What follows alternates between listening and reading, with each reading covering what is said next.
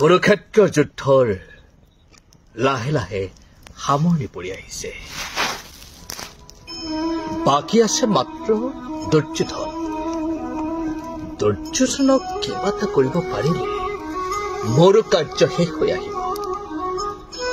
শৈল্য আৰু সপনি সিহঁতৰ বাবে বৰ বিশেষ চিন্তান্বিত হ'ব নালাগে। দাদা তীৰ্থৰ পৰা ঘূৰি অহাৰ আগতে দুৰ্যোধনক কিবা এটা কৰিব নোৱাৰিলে পাছত কৰাটো টান হৈ পৰিব, কাৰণ দুৰ্যোধনটো দাদাৰ পৰম শিষ্য। নহয়, সকলোকো লগে লগে আঁতৰাব লাগিব, নহলে হয়তো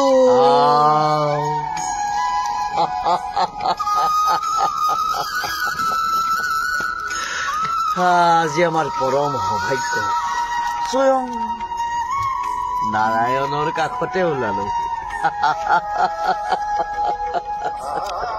প্ৰণাম প্ৰণাম মাধৱ। আহা আহা মামা। ভাগিন, মনে মনে মই তোমাৰ কথা কি ভাবি আছিল? মোৰ কথা? তোমাৰ কথা। বাৰু কোৱাচোন মাধৱ, কুৰুক্ষেত্ৰ যুদ্ধৰ শেষ কৰি ভাবিছিলা নে মাজতে ভাবিছিলা? মাজতেই মামা। তেনে আমাৰো চাউল কলি। কিয় মামা? কাৰণ তদিনা ডাঙৰ ডাঙৰ গ্ৰহ নক্ষত্ৰবিলাক গণনাকাৰী আছিলা, তেতিয়া আমি চকুতেই পৰা নাছিলো। এতিয়া যদুপতিয়ে সেইবিলাক এৰি আমাৰ দৰে সৰু সৰু তৰাৰ লেখত আমিতো পপীয়া তৰা, আমাকতো খোৱাবাই। মামা ভাগিন, তুমি কিন্তু বৰ চতুৰ। সকলোবিলাক তোমাৰ পৰাই থাকো। বাৰু মামা, তোমাক এটা প্ৰশ্ন হ'ল, উত্তৰ দিবানে? অন্তৰ্যামী ভগৱানে নকলেও জানে। বাৰু মামা কোৱাচোন, এই কুৰুক্ষেত্ৰৰ যুদ্ধত তুমি কাৰ পৰাজয় হলে ভাল পোৱা?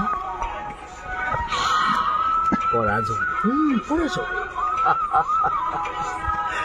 পৰাজয় হবলৈ জানো কিবা বাকী আছে? মামা এতিয়া ভালেই পাইছো নে বেয়াই পাইছো যদুপতিয়ে নিজেই জানে। মামা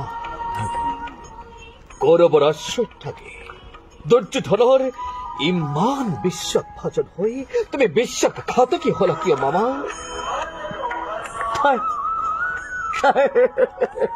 তাৰ উত্তৰ নাৰায়ণক দিব লাগিব। মামা তুমি নিষ্ঠুৰ। তুমি? মই মোৰ কৰ্তব্য কৰিছো। মোৰ কৰ্তব্য কোনখিনি কৰিব লোৱা? মই ভাগিন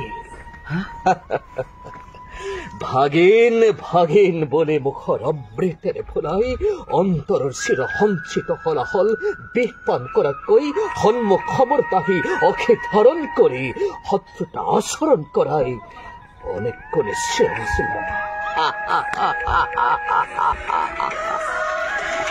ক্ৰোধান্ধ মানৱ এই প্ৰবঞ্চনা প্ৰতাৰণা ক্ষমাৰ অযোগ্য বুলি জানো মামা, কিন্তু পূৰ্ণ ব্ৰহ্মৰ নাৰায়ণৰ কপট নিদ্ৰাতকৈ মোৰ এই আচৰণ বেছি দুখনীয় নে? তুমি ভুল বুজিছা। ভুল কৰি কৰি সদায় ভুলতে অভ্যস্ত হল। মামা এতিয়া জীৱনৰ শেষ সময়ত এই ভুল নাভাঙে নাভাঙে।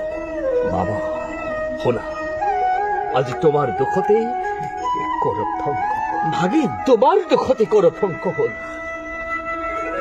স্বৰ্ণ ৰংকা চাই কৰিছিল ৰাজফাটা দেৱীখনে, আৰু স্বৰ্ণময় ভাৰতভূমি শ্মশানত পৰিণত কৰিলা তুমি। তুমি সকলোৱে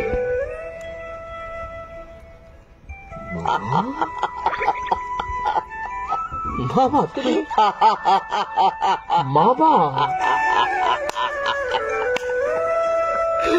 মোৰ ধন্যবাদ গ্ৰহণ কৰা। নবুজিলো মামা। অতিকে সহজ মামা। পৰৰ পদসেৱী সকলে দুৰ্যোধনৰ অন্নেৰে প্ৰতিপালিত শকুনিৰ মূৰৰ ওপৰত ভাৰত যুদ্ধৰ সকলো দুখ জাপি দি অগতিৰ ত্ৰিজগতৰ প্ৰতি নাৰায়ণে যদি এই দুখৰ পৰা হাত সাৰিব বিচাৰিছে মামা সেই সকনি সামান্য সকনি নহয় মামা তাৰ জীৱন ধন্য তাৰ জনম ধন্য আৰু সেই জনমৰ গৰাকী তুমি মাধৱ মামা তুমি গতিকে মোৰ ধন্যবাদ গ্ৰহণ কৰা মামা তোমাৰ উদ্দেশ্য আৰু মোৰ উদ্দেশ্য একে নহয় মামা তোমাৰ উদ্দেশ্য ধ্বংস তোমাৰ উদ্দেশ্য প্ৰতিশোধ ভাগিন। আৰু মোৰ यदा यदा हि धर्मस्य